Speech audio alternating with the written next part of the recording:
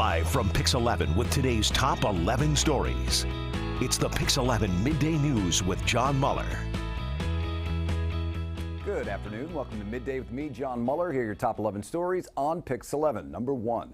The manual recount for the Queens DA Democratic primary has finished, and Queensborough President Melinda Katz has maintained her lead over Tiffany Caban. A campaign source confirming that information, but the race remains very tight. The Board of Elections not releasing the official numbers until the results are certified, and that'll be next Tuesday. Both camps could challenge the final results. The next hearing is August 6th. Celebrations in the streets of San Juan after embattled Governor RICARDO resigns. He made the announcement via recorded video.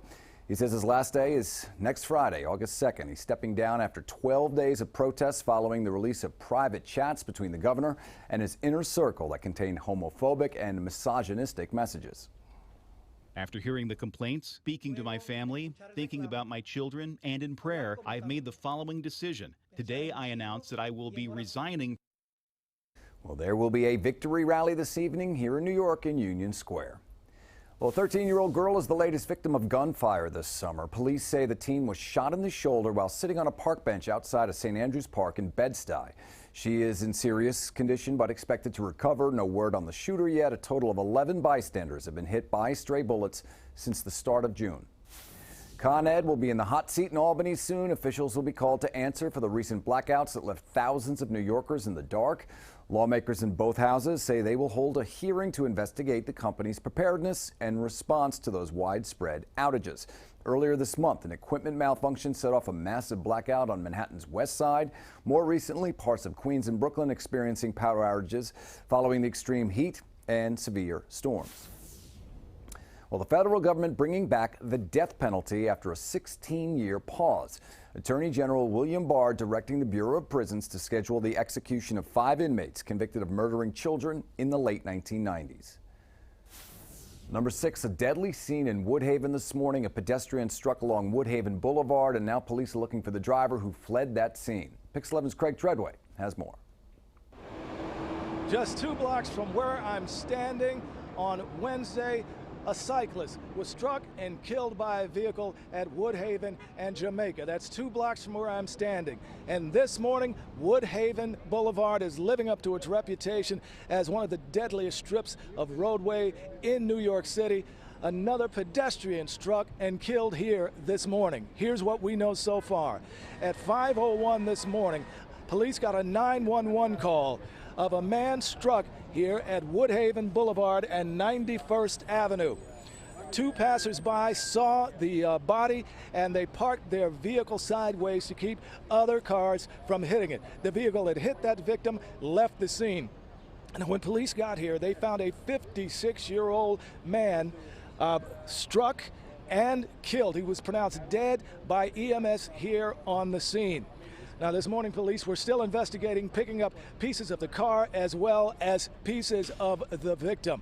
Also, the police will likely be aided by the bus lane cameras here along Woodhaven Boulevard that likely caught that driver.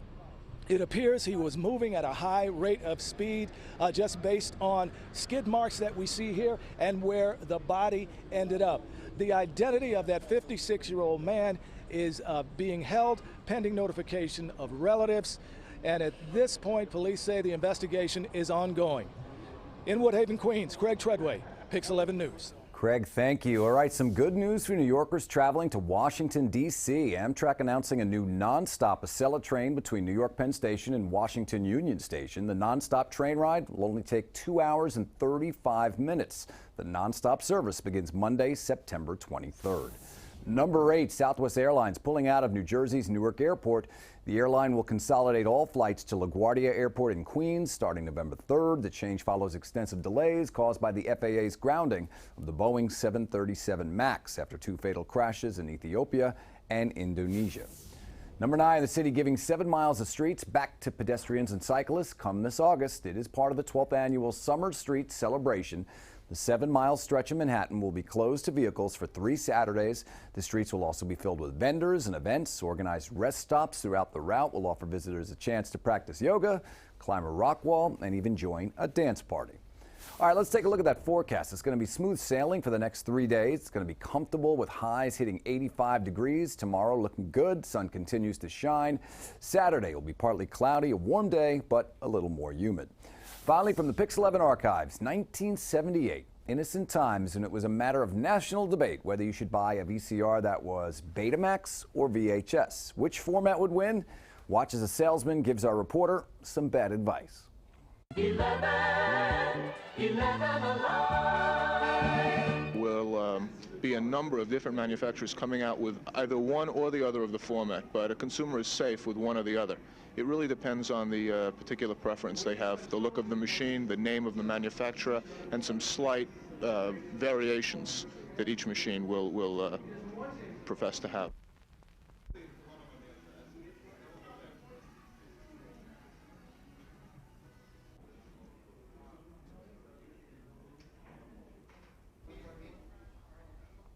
Well, I'm embarrassed to say I remember those machines very well. The salesman gave Bill Littauer some bad advice because VHS did wind up winning the format wars, and now they're all gone.